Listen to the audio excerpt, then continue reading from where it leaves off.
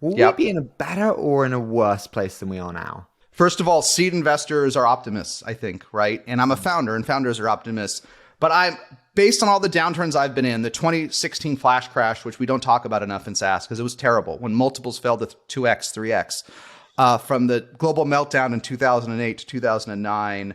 I have learned again and again that things are brutal. They seem to move in slow motion, and then they come back pretty fast, and they're never quite as bad as we thought. So I find it very difficult to believe that when we see Okta growing 40% at 2 billion, okay, when we see the type of growth we see out there, that we will have these multiples when the Fed gets through whatever the hell it's going to do, and when we get on the other side of this, I just don't believe that we will have multiples that are just this low in the public market. Now, I'm not a DCF guy, and I'm not going to talk to you about free cash flows in 2084. Okay, I'm just a meat and potato SaaS guy, but I've never seen multiples this low when businesses were this good. Okay, I've only seen multiples this low when businesses were struggling or shrinking, like in 2016 when literally they were shrinking.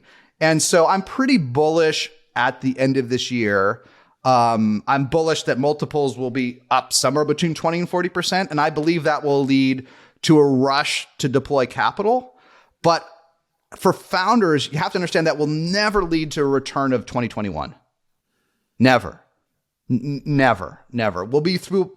Buyers will be back. CIOs are still increasing spend next year. We're going to get through a lot of things. Things will be at the end of the year, but we will never, for founders that have only been in market or founders for 3 or 4 years, realize that you lived in insane times. They will be better at the end of this year than the start, but the world will never work the way it worked before. It can't. We can't have 80x ARR public company multiples. They're not coming back. We're not going to see Zoom go from 1 to 4 billion in 1 year ever again. Like this was a generational thing for us, right? It's not going to happen again. I just laugh when I see some GPs we both know who became a GP in 2010 and stopped in 2020, and you're like, the perfect 10 years. 10 years. The perfect 10 years, yeah. Okay, what are you The one thing I would end up to finalize that, and I think you would agree with me, I think if founders are listening and have gotten this far, there's a lot of advice, which is wait till the markets thaw, right? It's not that simple, man.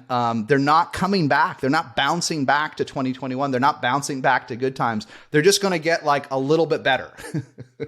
But there's no thaw. If you can't raise any money at all today, like if you're unfundable, I don't think you're going to be fundable at the end of the year. Okay.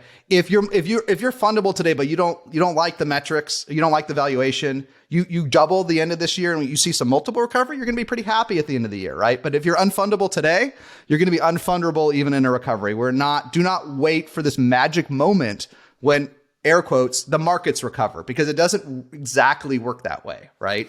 The bar is going to remain high to be fundable for a very long period of time, especially Series B, A, and B, and later. It's going to remain very high. Jason, what have you changed your mind about in the past 24 months? I don't have the answer to the question. I'll tell you why. Maybe we could end on this.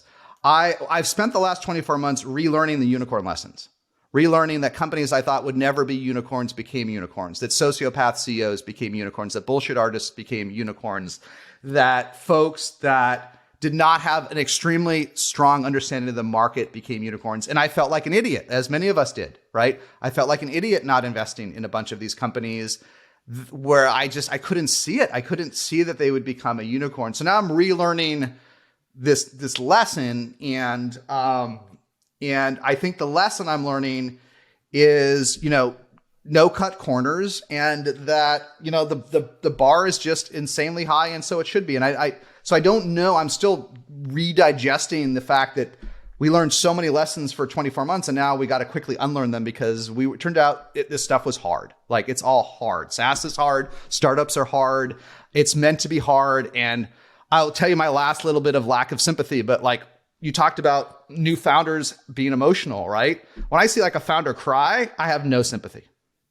And I know someone's going to listen to this and be mad, but I mean, like, it's supposed to be hard. Like, you can cry a little bit with me. Like, Harry, you and I can cry. We can end this. We can cry a little. I don't mean that literally, but like, adult up. I mean, this stuff is hard, right? So that's what we're learning. It's hard. It's meant to be hard. You should have a terrible year.